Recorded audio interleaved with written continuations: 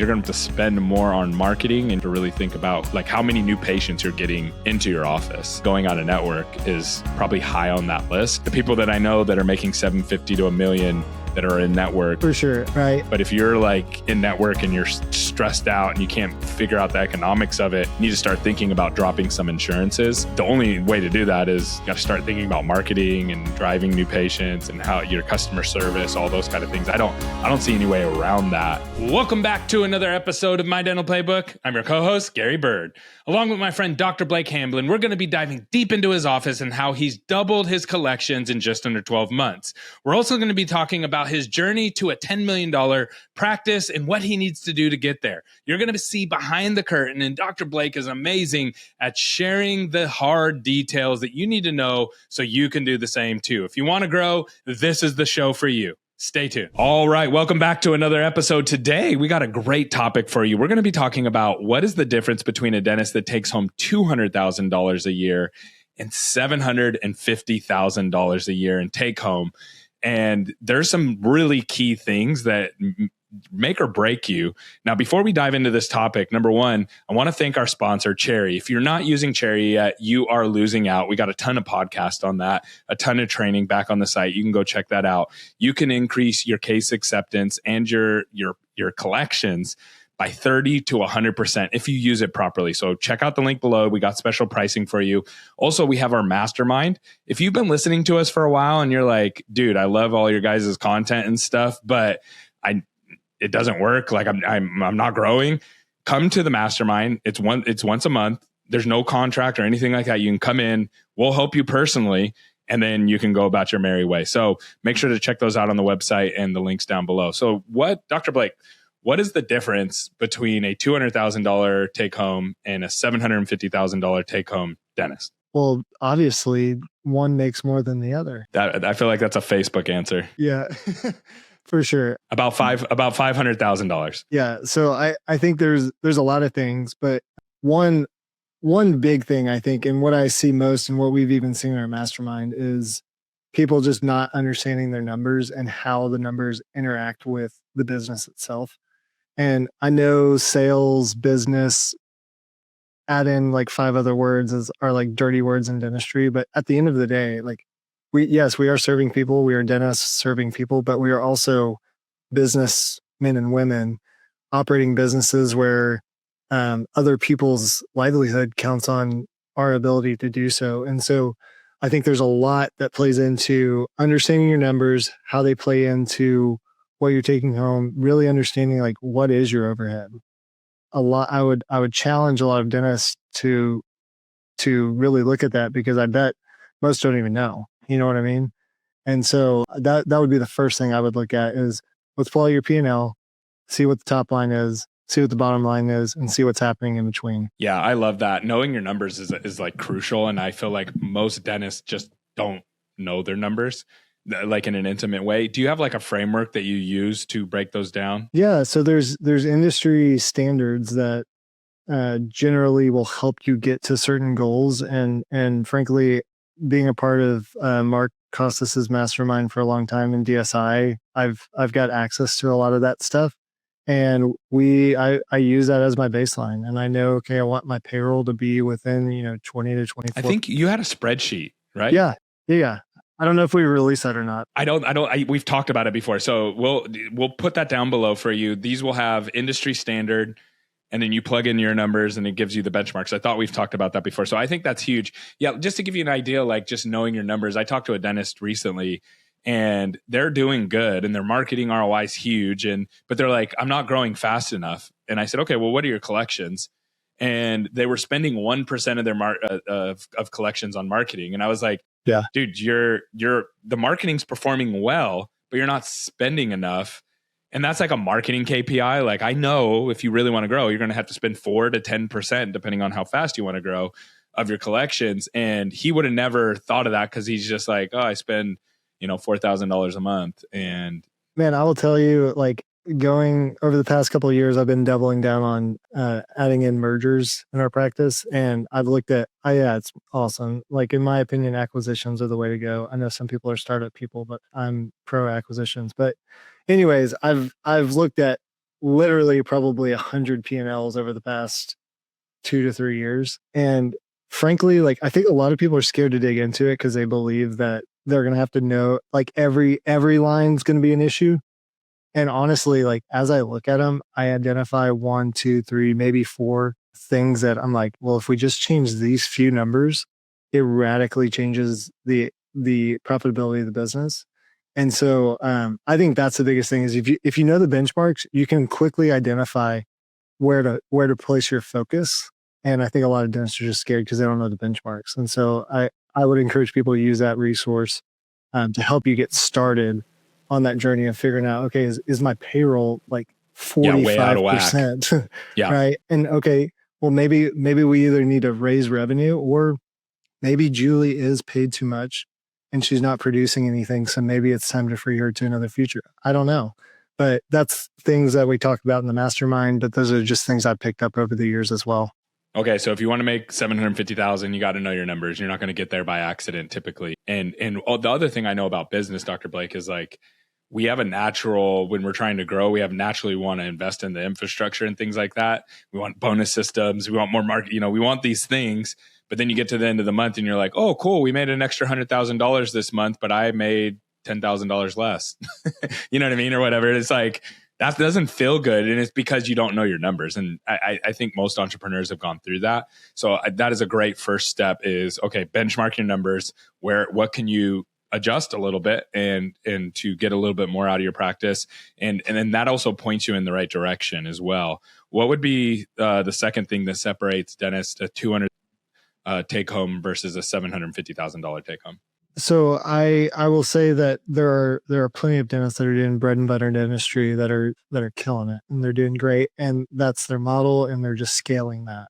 What I will say is I know more people that are, if you're willing to invest in yourself to learn how to do higher level dentistry, where you can sit down and comprehensively plan a case from start to finish and see things that frankly, 8 out of 10 other dentists would have missed or never seen, then I think you can totally revolutionize what that top line number is. And if you then know your numbers and you can work backwards to help reduce the overhead that you experience in your office, then you can totally reach that. But just doing bread and butter dentistry is really challenging because now it's just a volume game.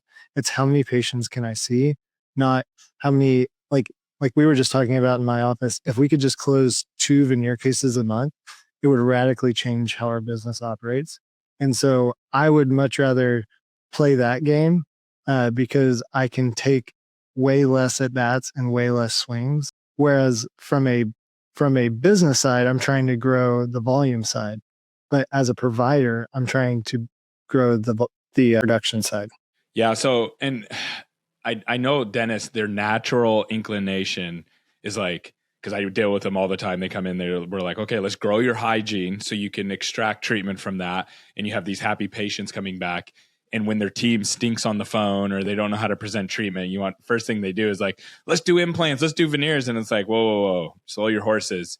There's an order to this. So do you agree with that? Like, do you think you have to master the basics before you move up to those bigger treatments, or how do you think about it? Yeah. So clinically for sure. Like I don't think and I was the new grad that got out and 2 months later was taking an implant course. So like take this with what you may, but just know thyself, right? Like if you know you're going to be high impact, high implementation, then go take the course and go do the thing. What I hate seeing is so many young dentists get out and they're so hungry and excited to go to these cool CE courses.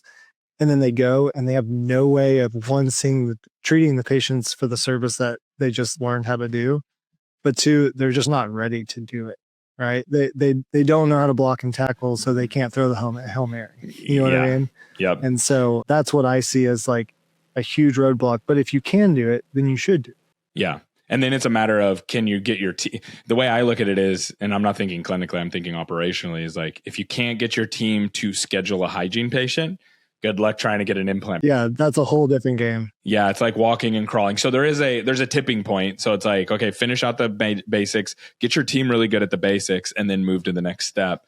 And so I love that. So what would be next on the list? The difference between a $200,000 dentist and a $750,000 take home dentist? So I'm going to go away from clinical stuff and I'm going to talk about some woo-woo stuff. I think culture and standards are huge. And I think we've talked about this a little bit, but we as dentists are bleeding hearts and we just love everybody and we don't like hurting people's feelings and we don't like certain things, but the standards that you hold are the results that you get. And so I think you gain a lot of respect from your team when you do hold those standards.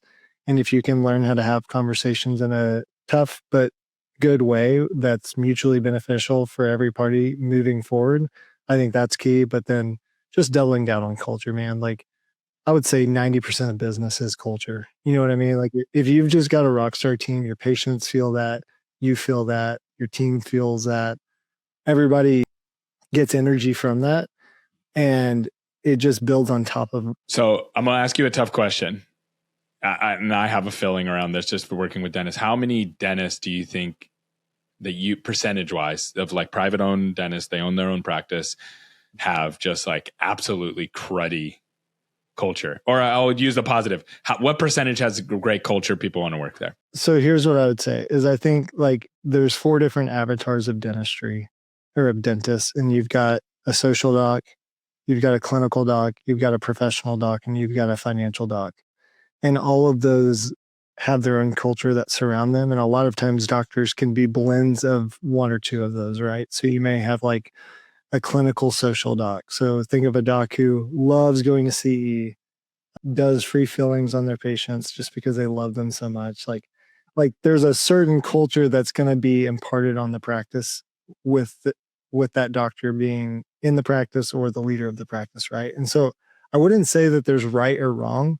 In fact, I believe you could probably build a really successful practice around a doctor like that, like a doctor that really, really cares about their patients and really cares about their clinical outcomes.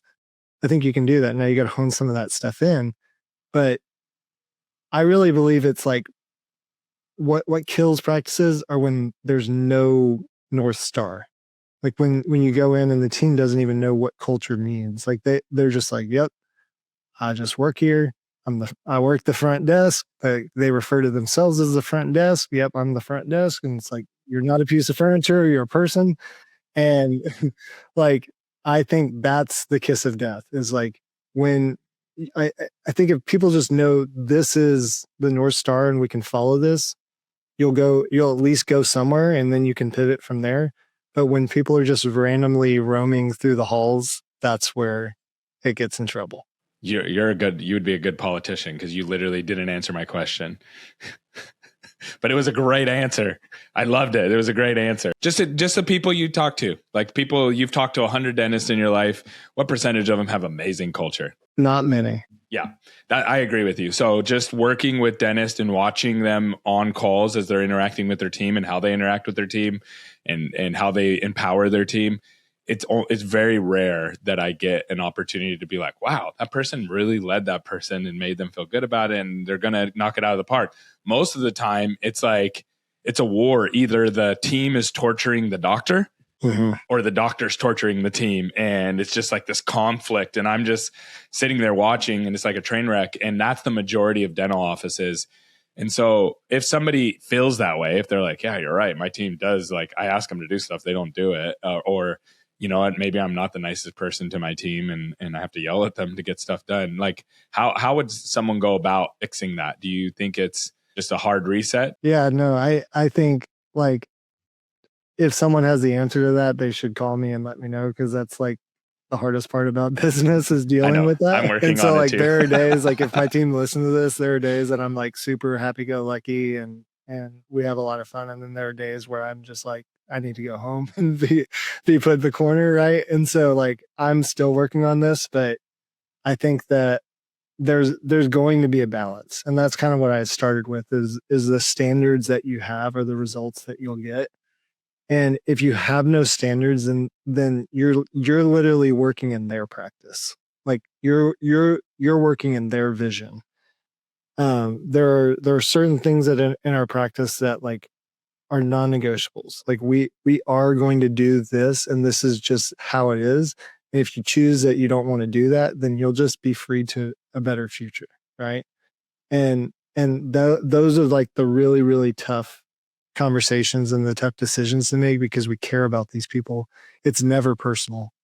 Never. Like very, very rarely do we bring somebody in and it's like, we just don't like working with you. Right. It's like, we don't like the results that you're producing. And so I think I've mentioned it, but going really hard on the problem and not the person.